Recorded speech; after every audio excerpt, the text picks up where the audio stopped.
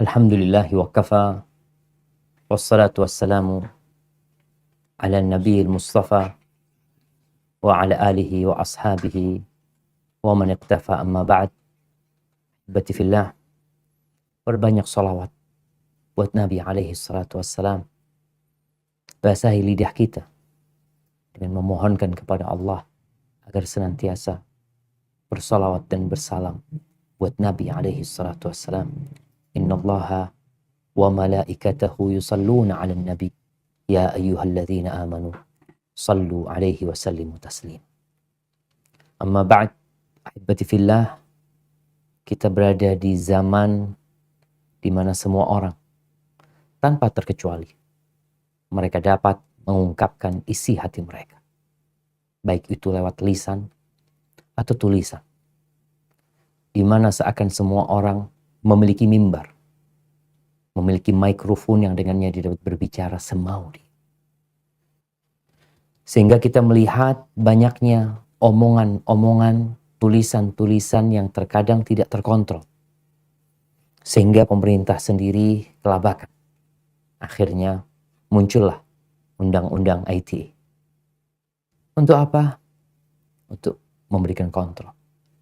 Ahibati fillah, Hasan al-Basri, seorang tabi'in, dia berkata, kunna fi aqwamin yunfiquna awraqahum wa yukhazzinuna alsinatahum. Kita sempat hidup di satu masa, di satu zaman di mana orang-orangnya mereka menginfakkan uang mereka dan menyimpan lisan mereka. Mereka banyak beramal, mereka banyak membantu, dan mereka banyak diam. Yang mereka keluarkan adalah uangnya, yang mereka simpan adalah lisan. Wa inna baqina fi aqwamin. Kita sekarang hidup di masa di mana generasinya yursiluna alsinatum. Kerjaannya ngomong doang. Lisannya dia tebar. Wa yukhazzinuna awraqahum. Tapi pelit dengan hartanya. Hartanya disimpan, ngomong doang. Ucapan Hasan al-Basri ini adalah pada abad pertama Hijriah. Bagaimana dengan zaman kita? Ahibati fillah, kita semua tahu bahwa tujuan kita diciptakan adalah untuk mengabdi kepada Allah Azza wa Jalla. Firman Allah di surat Adz-Dzariyat yang sering kita dengar, "Wa ma khalaqtul jinna wal insa illa liya'budun." Tidaklah aku ciptakan bangsa jin dan manusia kecuali untuk beribadah, agar mereka mengabdi. Kita diperintahkan untuk beramal. Dan ternyata kalau kita lihat di antara semua amal raga kita, lisan adalah yang paling banyak beramal. Dalam sholat, engkau bisa bedakan atau engkau bisa bandingkan berapa gerakan lisan dan berapa gerakan tangan. Berapa perbandingan antara gerakan lisan dengan gerakan kaki. Di setiap gerakan itu, lisan kita ikut bergerak. Allahu Akbar. Allahu Akbar. Belum yang kita baca dalam posisi kita ruku. Yang kita baca dalam posisi i'tidal. Yang kita baca lagi tatkala kita hendak sujud. Yang kita baca dengan lisan kita tatkala kita sujud. Tatkala kita duduk. Bahkan kalau kita lihat, sholat itu dimulai dengan ucapan, diakhiri dengan ucapan. Bisa. Dimulai dengan Allahu Akbar, diakhiri dengan Assalamualaikum warahmatullahi wabarakatuh. Oleh karena itu, Rasulullah Sallallahu Alaihi Wasallam bersabda tentang peran lisan ini. Idza asbaha ibnu Adam, fa innal a'dha'a kullaha tukaffirul lisan. Apabila datang waktu pagi, maka seluruh raga manusia ini dia mewanti-wanti lisannya. Jadi tangan, kulit pun, kepala pun, mata pun seakan berkata kepada lisan ini, ittaqillah fina. Bertakwalah engkau kepada Allah dalam urusan kita nih. Fa innama nahnu bika. Semua raga ini ikut engkau. Ikut engkau lisan. Fa in istaqamta istaqamna. Kalau engkau istiqamah, kami ikut istiqamah. Tapi kalau engkau menyimpang, ya wajazna, kita pun akan turut menyimpang. Hadis rawahu Tirmidzi. Dan Imam Tirmidzi juga meriwayatkan hadis bahwa Nabi SAW pernah berkata kepada Mu'adz bin Jabal. Setelah Mu'adz bertanya tentang amalan yang memasukkan ke surga dan menjauhkan dari api neraka, Nabi menjelaskan tentang rukun Islam, ya. Kemudian beliau menjelaskan tentang amalan-amalan sunnah. Lalu di akhir beliau mengatakan, afala adulluka ala milaki dzalika kullihi. Kau mau nggak aku kasih tahu semua urusan yang intinya ada dalam satu perkara? Kata Mu'adz. Lalu Nabi SAW mengeluarkan lisannya. Beliau memegang lidahnya sambil mengatakan, kuffa alaika, tahan lisan, jaga lisan.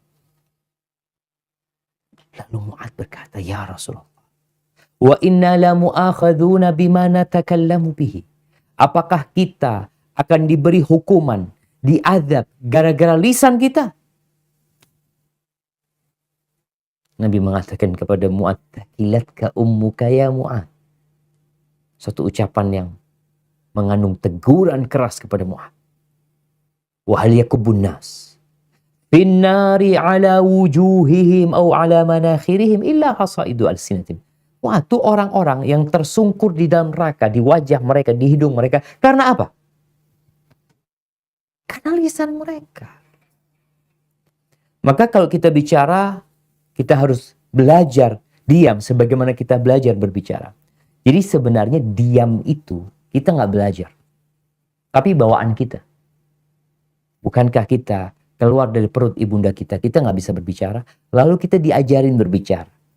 Diajarin ngomong, umma, abah, diajarin ngomong, minta susu, mau minum air, ya, mau pipis, diajarin kita ngomong. Ketika kita udah pinter ngomong, kita lupa untuk diam. Abu Zayyal rahimahullah ta'ala, beliau mengatakan, ta'allam samt kama tata'allamul kalam. Belajarlah engkau diam sebagaimana engkau belajar berbicara. Fa in yakunil kalam yahdik, fa inna samta yaqik. Kalau ucapan itu membimbingmu, memberikan petunjuk kepadamu, sesungguhnya diam itu menjagamu. Walaka fi samti khaslatan. Ada dua keistimewaan dalam berdiam. Ta'khud bihi ilma man huwa a'lam minka. Dengan engkau diam, engkau dapat ilmu dari orang yang lebih alim dari diri. Jadi kita dengan diam mendengarkan orang berbicara, mendengarkan orang menjelaskan. Kayak sekarang nih jamaah pada diam, pada nggak boleh ngobrol sendiri, dengerin ustadz ceramah. Selesai itu dapat apa? Dapat ilmu.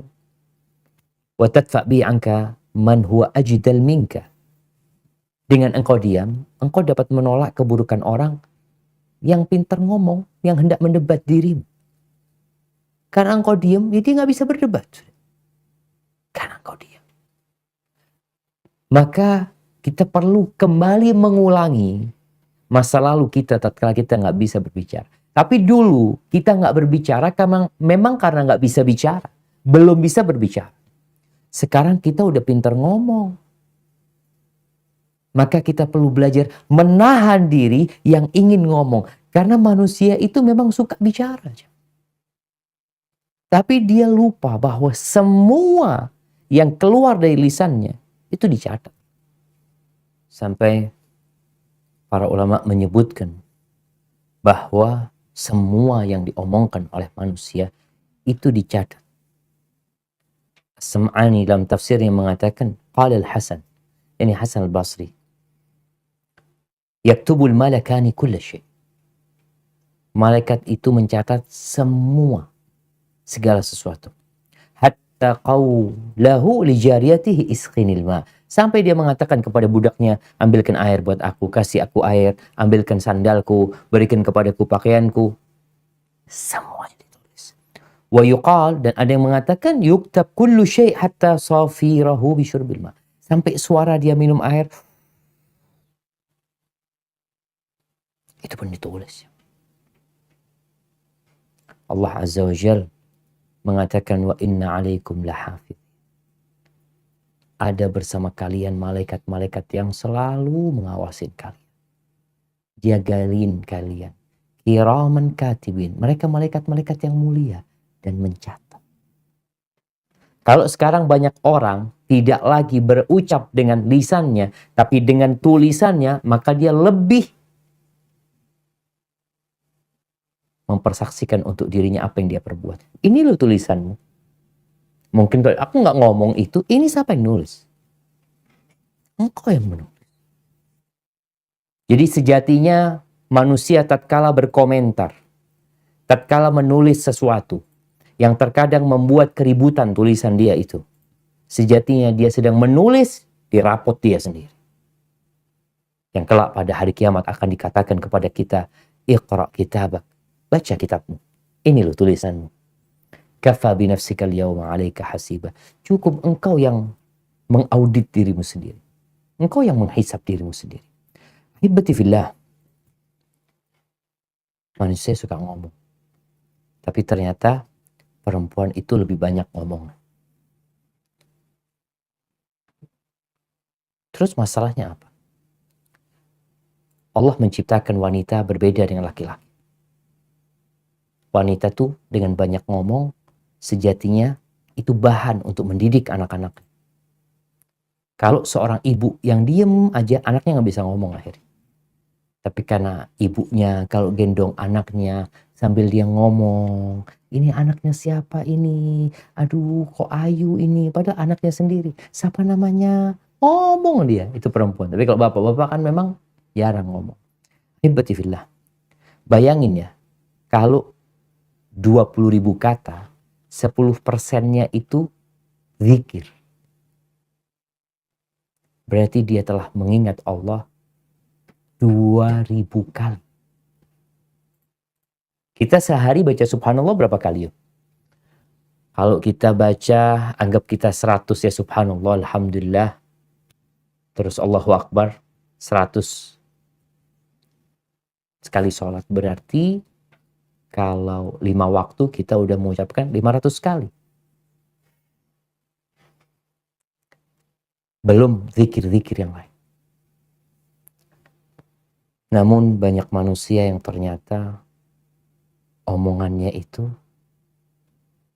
mayan fa'ya. Gak berguna. Sekarang banyak acara di televisi itu acara ngomong. Ngomong, bas. Ngundang orang untuk ngomong ke timur, ke barat, ke utara, ke selatan. 1,5 jam, 1 jam, ketawa-ketawa, TV ini, TV itu. Apa nggak sadar mereka bahwa ada malaikat yang mencatat semua ucapan mereka? Dan Allah Azza wa Jalla di surat An-Nisa ayat 114 mengingatkan manusia agar mereka hati-hati kalau ngomong. Jadi kalau kita mikir, yang kita ucapkan itu, yang pertama, ungkapan dosa. Dosa. Isinya riba, namimah, ngomongin orang, dusta. Atau yang kita omongkan itu, ya nggak dosa, nggak pahala. Terus apa? Nggak ada. Omong kosong. Terus yang ketiga, ada yang omongan itu berpahala. Mana yang kita lakukan sebenarnya? Kadang-kala orang ini habis Isya. Kenapa Nabi SAW melarang? Beliau membenci ya. Beliau membenci ngobrol ba'dal Isya. Karena orang setelah Isya itu, dia bisa ngobrol. Mau di rumah, mau di kafe, mau di mana. Dari ba'dal Isya sampai tengah malam. Kalau dia mulai ngobrolnya dari jam 8 sampai jam 12 malam, 4 jam dia ngomong. Yang terkadang omongan dia gak ada guna. Maka Allah sebutkan kecuali kalau yang diobrolkan itu bicara tentang sedekah, bicara amar ma'ruf nahi mungkar, bicara ya duduk rapat seakan-akan untuk bicara tentang masa depan. untuk memperbaiki hubungan antara orang-orang yang tidak bertegur sapa, itu baru omongan yang berguna. Umar bin Khattab radhiyallahu taala anhu mengatakan, "Man kathura kalamuhu, kathura saqatuhu." Barang siapa yang banyak ngomong, banyak salahnya. Hitung aja. Semakin sering kau majelis, kumpul sama teman-teman, ngobrol, semakin banyak salah. Tapi kalau orang mau ngomong itu jaga, dia tahan dirinya. Dia mikir dulu, kira-kira yang ana sampaikan ini berpahala buat ana atau enggak? Manfaat buat ana apa tidak? Jangan-jangan ana ngomong buat orang sakit hati. Nabi SAW mengarahkan manusia untuk lebih banyak diam daripada berbicara. Bahkan dalam hadis yang diriwayatkan Imam Bukhari dan Muslim, beliau mengatakan, "Man kana yu'minu billahi wal yaumil akhir falyaqul khairan aw liyasmut." Barang siapa yang beriman kepada Allah dan hari akhir, hendaklah dia berbicara yang baik atau diam. Jadi orang diam itu tanda beriman dengan Allah dan hari akhir. Jadi kepingin tahu orang ini beriman nggak ya sama Allah dan hari akhir. Coba engkau lihat, ngomongnya baik nggak? Tuh ngomongnya kasar, kotor. Yang menunjukkan keimanan dia kepada Allah dan hari akhir lemah sekali. Karena orang yang yakin omongan dia dicatat, yakin omongan dia akan disidangkan nanti, omongan dia dapat menyeret dia ke neraka. Kalau dia yakin dengan hal itu, dia akan tahan diri. Sekarang aja di Indonesia dengan adanya undang-undang ITE itu, mulai orang-orang ngomongnya nggak sembarangan. Mulai takut dia. Karena dia tahu ada yang dilaporkan, bahkan ada yang masuk penjara. Ada yang ditahan. Bagaimana dengan persidangan akhirat yang akan ditegakkan? Maka tanda-tanda orang beriman kepada Allah dan hari akhir, ngomongnya baik atau dia diam. Kalau dia nggak punya bahan yang untuk diobrolkan, maka dia diam. Dan nasihat buat teman-teman yang kadang-kala masih suka ngobrol, tolong engkau menjadi pembuka majelis itu dengan kebaikan. Jadi kalau awal ngobrolnya, biasanya kan mereka memang nggak ada bahan yang mau diobrolkan. Tahu-tahu, ayo duduk ke rumah. Atau di mana, ngobrol, ketemu di sana, ngopi ini itu. Biasanya mereka memang nggak ada bahan. Mau ngobrolin apa nggak ada. Maka apa yang menjadi awal pembukaan, biasanya itu yang akan diobrolkan. Maka tatkala engkau ada di tengah-tengah majelis itu, mulailah dengan kebaikan. Sehingga obrolan itu semuanya tentang kebaikan. Dan Nabi SAW bersabda dalam hadis yang diriwayatkan Imam Ahmad, "Man somata najah." Barang siapa yang diam, dia bisa berbicara tapi dia tahan diri. Selamat tuh orang. Kenapa? Ya orang kalau sudah banyak ngomong banyak salah. Dan kita lihat bagaimana Rasulullah SAW. Beliau manusia terindah yang pernah ada di muka bumi. Bagaimana gaya hidup beliau dalam urusan berbicara. Yang kita yang mengaku sebagai umatnya, iya, contoh Nabi SAW. Jangan cuma ngomong doang. Aku cinta sama Nabi.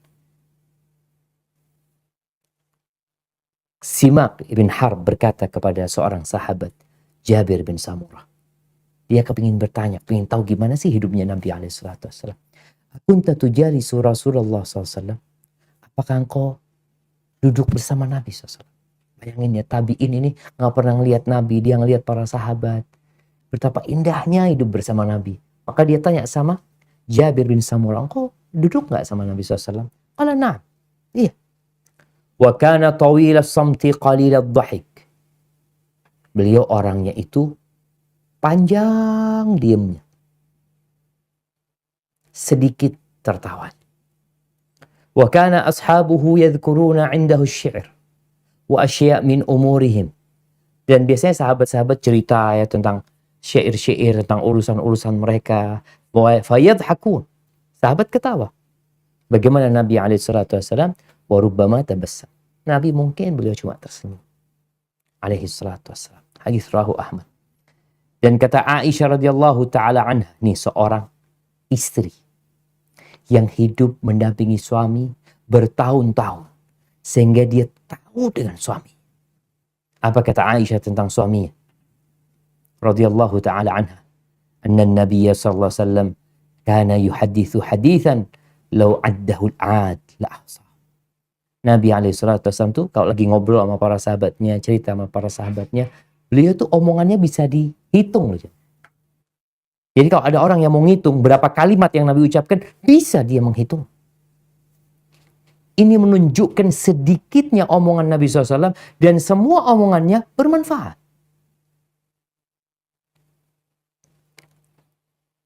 Maka kita perlu ngomong secukupnya. Ya perlu ngomong, nggak perlu nggak usah. Kenapa? Ada malaikat yang nyatat. Bihasabir rajul an yablugha hajatahu. Kalian itu jangan ngomong terlalu banyak gitu. Ngomong perkara-perkara yang kalian nggak ada perlunya. Hindari hal itu. Apa kata Anas bin Malik radhiyallahu ta'ala? Kalau kita melihat nih, para sahabat itu mengajarkan kepada para tabi'in, kepada generasi yang selanjutnya, agar mereka menjaga lisan mereka, agar mereka belajar diam sebagaimana mereka belajar berbicara. Anas bin Malik mengatakan, la yattaqillaha 'abdun haqqa tuqatihi hatta yakhzina min lisani. Orang itu tidak akan sampai ketakwaan yang maksimal, ketakwaan yang sebenarnya, sampai dia menjaga lisannya. Di surat Ali Imran ayat 102 yang sering kita dengar khotib Jumat membacakan ayat ini. Dan Nabi SAW biasa membacakannya dalam khutbatul hajah. Ya ayyuhalladzina amanu ittaqullaha haqqa tuqatihi wa la tamutunna illa wa antum muslimun. Wahai orang-orang yang beriman, bertakwalah kepada Allah dengan sebenar-benarnya takwa. Humaid ibn Hilal, seorang tabi'in, mendapatkan nasihat dari Abdullah bin Amr bin As. Sahabat nih kasih nasihat kepada generasi selanjutnya. Dzar ma lasta minhu fi syai'. Tinggalkan kau yang enggak ada perlunya. Tinggalkan yang kau enggak ada butuhnya sama urusan itu. Wala tantik fi ma la ya'ni. Jangan ngomong yang tidak ada gunanya buat engkau. Wakhzin lisanaka ma takhzin darahimak. Simpan lisanmu sebagaimana kau menyimpan uang. Di mana kita simpan uang? Di berangkas besi, di dompet. Kita taruh di tempat yang tersembunyi. Jaga lisanmu seperti kau menjaga. Kenapa? Karena kita akan dihisab dengan apa yang kita ucap. Hudzaifah ibnul Yaman, seorang sahabat Nabi, dia mengatakan, innal kalama bisab'ati aghlab. Omongan itu melalui proses 7 kunci. Ada 7 kunci sampai jadi omongan. Yang pertama apa? Idza kharaja minhu kutib. Kalau sudah keluar, ditulis. Idza lam yakhruj lam yuktab. Kalau belum keluar nggak ditulis. Jadi ada 7 kunci nih. Kalau sudah keluar, ya udah ditulis. Tapi kalau belum, masih di tengah, nggak jadi, maka nggak ditulis. Yang pertama al-qalb, hati. Orang tuh kalau ngomong dari hatinya dia ngomong. Karena lisan ini gayungnya hati. Dari hati akan keluar ke tenggorokan lewat amandel nih. Lewat sana. Itu yang kedua. Yang ketiga, al-lisan. Lisan itu sendiri. Kemudian yang keempat dan kelima adalah langit-langit. Mulutnya. Makanya orang kalau sumbing itu sulit dia berbicara. Kemudian kedua, bibir. Kalau sudah keluar, tapi masih, orang kan ngomong kan mesti buka mulut dia. Buka kedua bibir. Tapi kalau masih belum keluar, belum bicara. Artinya prosesnya panjang sebenarnya. Maka orang yang berakal, sebelum dia mengucapkan, maka dia akan berpikir dengan hatinya. Allahu Akbar jemaah. Kita perlu menjadi muslim yang bersahaja. Kita perlu muslim yang sebenarnya. Karena jangan sampai engkau menjadi penyebab agama yang indah ini tercoreng. Gara-gara omongan. Gara-gara bikin status yang tidak tepat. Gara-gara membuat pernyataan yang sejatinya seharusnya engkau tidak melakukan hal itu. Menyakitin banyak orang. Yang Rasul Sallallahu Alaihi Wasallam, beliau bersabda dalam hadis yang diriwayatkan Imam Tabrani, afdhalul mu'minina islaman, orang Islam yang paling mulia siapa? Man salimal muslimun min lisanihi wa yadihi, yang orang Islam lainnya selamat dari lisannya dan tangan. Dia nggak nyakitin orang dengan lisan. Tidak. Bagaimana cerita sahabat kepada Nabi SAW tentang seorang wanita. Taqumul lail, tasumun nahar, wa tatasaddaq. Ini orang sholat malam, rajin sholat malam. Tekun puasa sunnah. Dan suka bersedekah. Tapi masalahnya dia itu di lisannya itu pedes kalau ngomong. Tu'dhi jirana. Suka menyakiti tetangga. Apa kata Nabi SAW? La khair. Nggak ada baiknya nih perempuan. Iya finnar. Di neraka. Gara-gara apa? Gara-gara nggak belajar diem. Ada perempuan yang misalnya ember ya. Ngomong. Yang kadang-kadang membuat tetangganya sakit hati. Dan dia nggak peduli dengan itu. Malaikat peduli. Malaikat mencatat. Mungkin kau tidak peduli. Mungkin kau menganggap biasa. Tapi malaikat akan mencatat.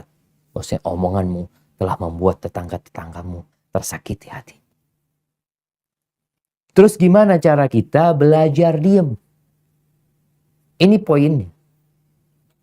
Terus gimana saat supaya kita ini, ya tadi, kita belajar diam sebagaimana belajar berbicara.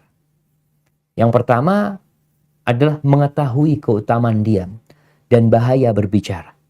Udah kita bahas tuh. Kau dengar sudah ayat-ayatnya. Sabda Nabi SAW, ucapan para sahabat yang mereka menegaskan bahwasanya pentingnya diam.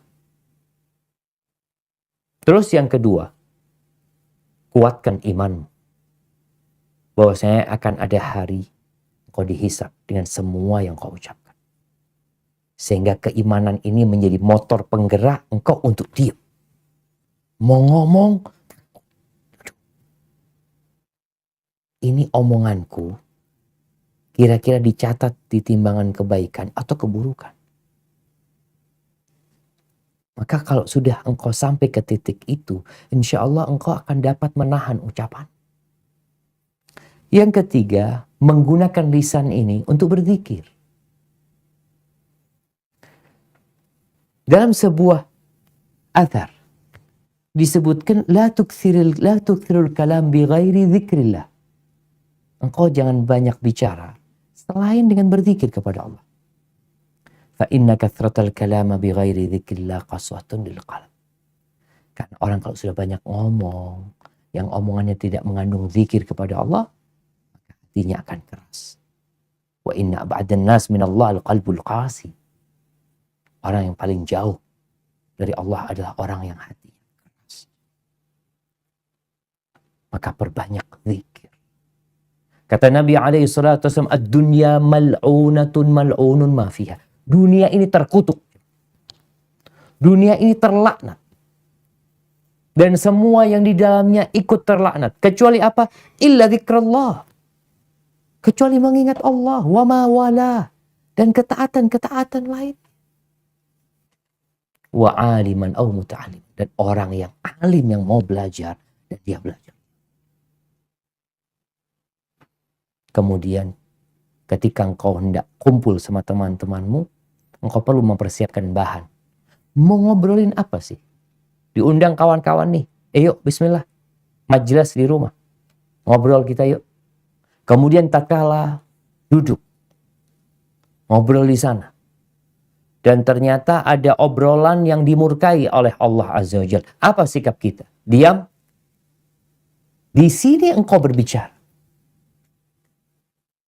Rasul SAW mengatakan, Man ra'a minkum mungkaran falyughayyirhu biyadih.